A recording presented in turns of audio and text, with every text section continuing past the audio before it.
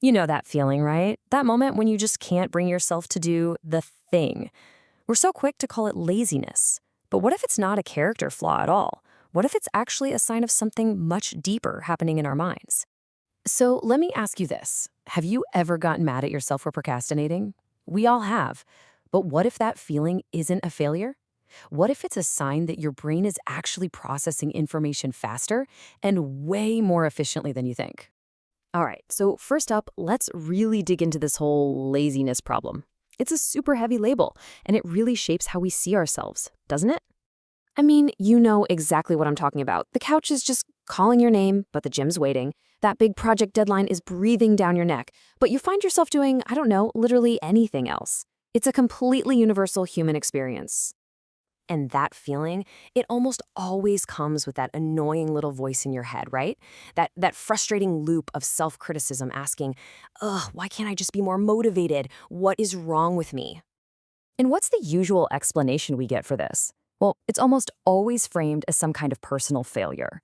Society tells us we just lack discipline, or we don't have enough willpower, that it's something broken inside of us that we have to fix. Okay, but here's where we flip the script. What if that entire way of thinking is just wrong? What if we're completely misdiagnosing the symptom because we don't really understand the cause at all? So this brings us to a really fascinating idea from psychology. It's called cognitive depth, and it's a completely new way to think about this feeling. Okay, take a look at this. This chart basically reframes everything. On the one hand, you have the common view, right? We see laziness as a personal flaw, something caused by a lack of willpower, meaning we're apathetic. But now, look at the other side. The psychology view sees it as a functional trait. The cause isn't a lack of willpower, it's energy management. And the meaning isn't apathy, it's deep processing. This is a total game changer. So what exactly is cognitive depth? Well, it isn't about being slow. It's actually the complete opposite. It's when your brain processes information so deeply, so efficiently, that it has to be really strategic about where it spends its mental energy. All right, so how do you know if this is you? How can you spot it in yourself? Well, the signs might actually be a little surprising, maybe even a little counterintuitive. Okay, sign number one, and tell me if this sounds familiar.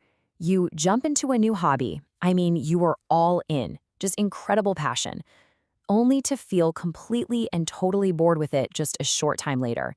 And this breaks down why that happens so perfectly. See, it's not that you lack focus. Your brain just encounters a new topic, it chews through all the key information at lightning speed, and once you've figured out the main patterns and core concepts, your brain is like, okay, got it, what's next? That need for a brand new challenge just kicks right in. Okay, sign number two is all about conserving your energy. This might look like, skipping that big social event on a Friday night or needing a super quiet weekend after a really hectic week at work. And that little voice in your head, my social battery is drained. That's the key. It's not about being antisocial at all. It's like an intuitive understanding that your mental energy, that social battery, is a limited resource. Deep thinking is demanding work, so recharging isn't a luxury. It's an absolute necessity if you want to keep processing things at that high level. And for our third and final sign, this might be the most misunderstood one of all. You work so hard for something, you achieve a major goal, and instead of feeling this lasting satisfaction, you almost immediately get that feeling of, oh, so what now?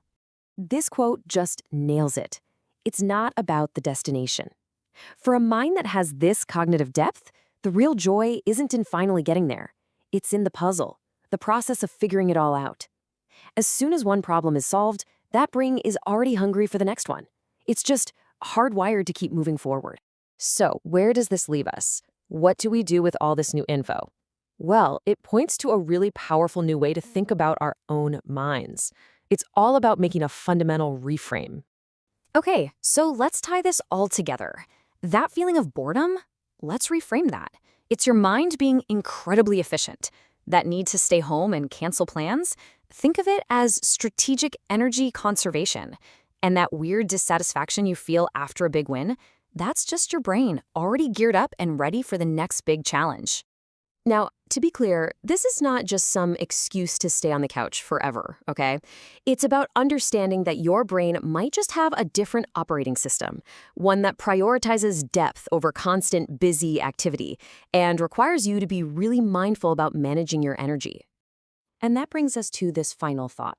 The next time that feeling of being lazy starts to creep in, just pause.